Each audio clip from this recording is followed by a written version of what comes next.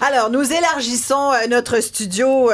Ma collègue Isabelle Perron qui est là, bien sûr. Merci d'être là.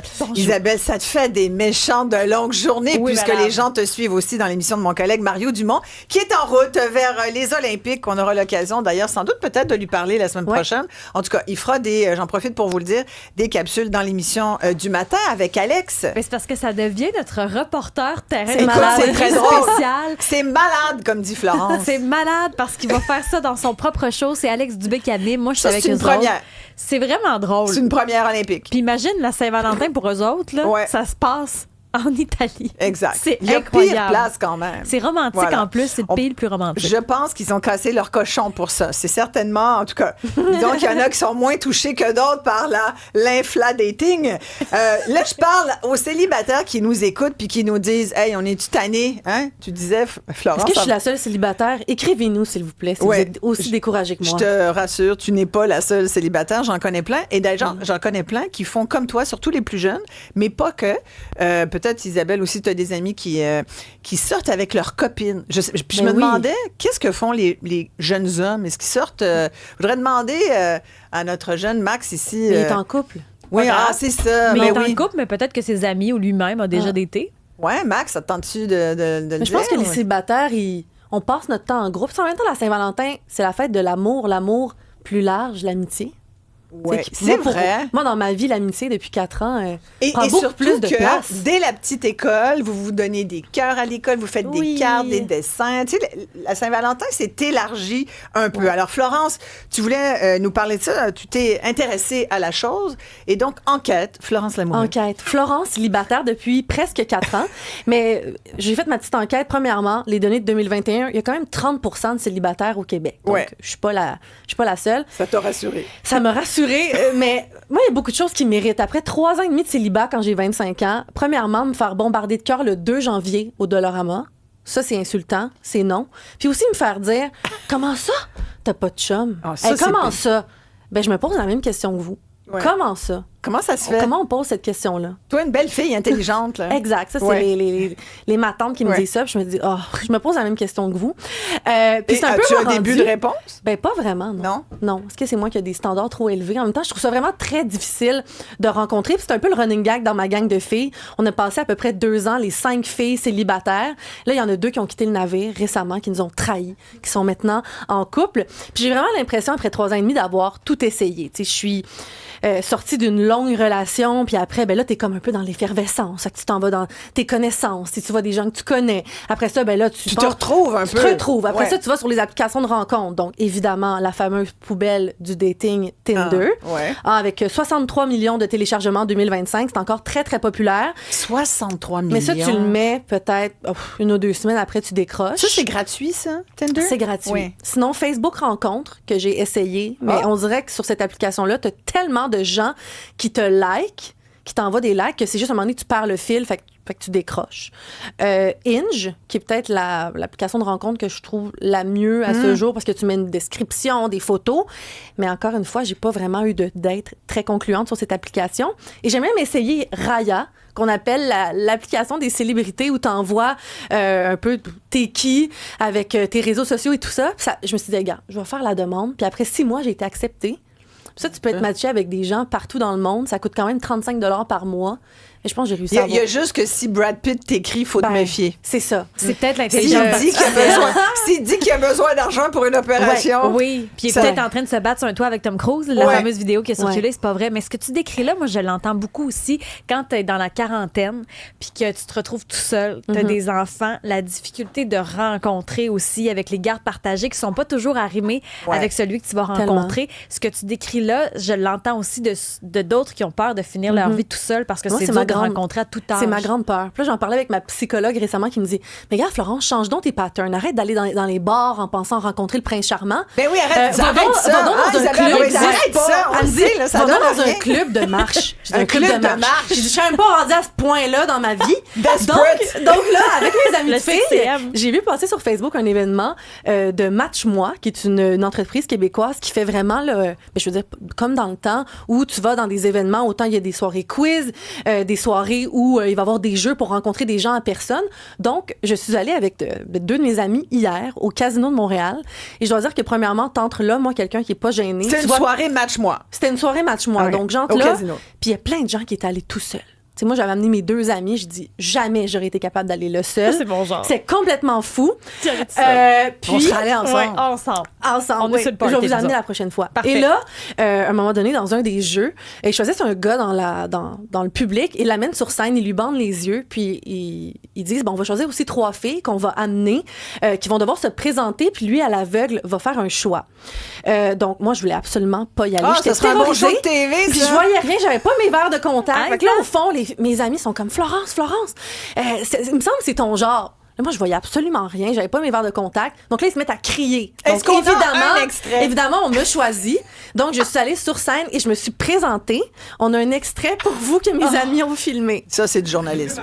C'était drôle, en tout cas. Vas-y. Mademoiselle, c'est à vous. Donc moi, mon nom, c'est Florence, je suis journaliste et chroniqueuse à la radio. Moi, je suis célibataire depuis 4 ans, fait qu'on dirait que dans les dernières années, j'ai vraiment tout essayé. Mes amis Et on rit de moi en régie. en témoigner, application de rencontre, les dates, aller voir dans les amis, l'entourage. Mais là, je suis vraiment dans un point où je cherche plus un partenaire de vie. Moi, sinon, je fais pas de boxe, mais je m'entraîne au gym, je voyage beaucoup, j'habite avec mes 2 meilleurs amis ici présentes et Puis des chats. C'est ce que j'ai dit. Et ça a donné quoi? et Non, le mais gars- c'est bien, je trouve. Moi, Tu je sais, te trouve c'est- hot. Et le gars me choisit. Il t'a choisi. Ouais. Donc après, les confettis ont sorti et tout ça. Et je dois dire qu'on s'est parlé après la soirée, puis ça clique, fait qu'on va peut-être se revoir. Ah. Et on a avec nous en studio Sophie Jolivet, qui est la créatrice de Match-moi. Bonjour. Hey, là, j'ai bien joué à ton jeu quand même. Mais Oui, Sophie d'être là. Ça me fait plaisir. Et tu as eu l'expérience Ça a ultime. pas Je suis de bon tellement sens. contente. Vraiment, là. Merci de m'accueillir D'où aujourd'hui. t'es venue cette idée? Oh là là, je pourrais faire une très longue explication, donc je vais essayer d'y aller plus court un peu. Mais grosso modo, je voulais offrir d'autres espaces pour pouvoir rencontrer des nouvelles personnes autres que les applications de rencontres. Puis c'est venu aussi de l'idée de, mais quand tu es dans un bar maintenant, là, ou tu es dans un café ou peu importe, tu vois quelqu'un de cute de loin, est-ce que tu vas y parler? Non. Non. On fait plus ça maintenant. Peut-être qu'à l'époque, oui, mais maintenant... On aurait peur c'est- qu'ils nous mettent quelque chose dans notre verre. Ben oui, Ouais. tu sais, il y a ça. Puis, tu sais, il y a eu la COVID aussi. Les gens, tu sais, ont été peut-être un peu moins habitués de sortir, veut pas. On s'est habitué à être beaucoup derrière nos écrans. Donc, on n'a plus vraiment de façon de rencontrer, tu sais, organiquement. Si tu es au même travail depuis longtemps ou tu as le même cercle d'amis, c'est sûr que c'est beaucoup plus difficile de rencontrer des nouvelles personnes. Donc, je me dis, ben, il faut forcer un petit peu le destin, des fois, je pense. Mais je voulais le faire de façon plus informelle que le speed dating.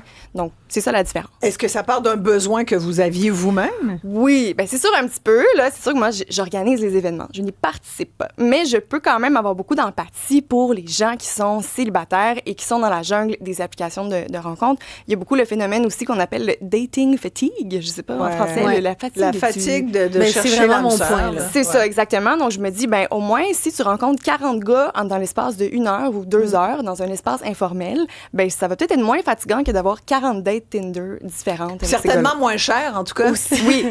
Mais surtout qu'hier, en plus, le premier jeu Brise-Glace, en arrivant, on avait une feuille avec, par exemple, trouve une personne qui n'aime vraiment, vraiment pas Taylor Swift. Là, comme là, moi, je savais que si je trouvais cette personne-là, c'est sûr que c'était pas mon âme sœur. Mais Ouais. bref, trouve quelqu'un qui aime vraiment beaucoup sa grand-mère. Trouve quelqu'un de telle affaire. Fait que là, t'allais voir les gens dans la salle, puis t'essayais de voir si ça correspondait. Fait que ça brisait déjà la glace.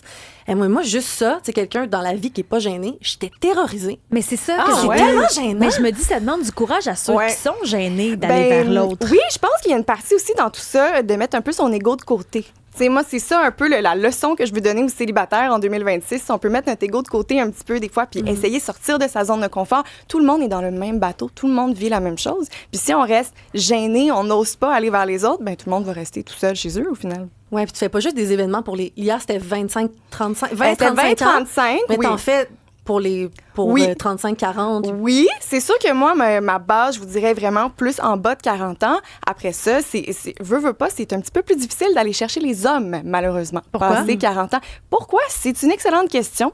Je me la pose. S'il y a un sociologue à l'écoute qui pourrait nous aider, ce serait vraiment Mais super. moi, je me demande, est-ce que les gars ont peur d'approcher parce qu'on leur dit, tu vas te faire accuser d'être trop insistant ou d'entrer dans la bulle? Est-ce que ça se peut? Mais je sais pas s'ils ont peur d'approcher, mais ils ont peur, on dirait, d'essayer ces événements-là. événements-là. On dirait qu'ils ont peur de quelque chose qu'ils connaissent pas, de l'inconnu. l'inconnu. Peut-être. Oui, peut-être. Est-ce que, je veux pas trop généraliser, mais est-ce que peut-être les femmes, c'est plus facile d'être sociale, peut-être, ou de sortir de sa zone de confort, aller vers des inconnus?